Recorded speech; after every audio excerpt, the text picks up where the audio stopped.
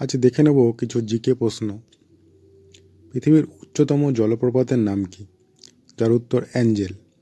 পৃথিবীর উচ্চতম হ্রদের নাম কি? যার উত্তর টিটিকাকা।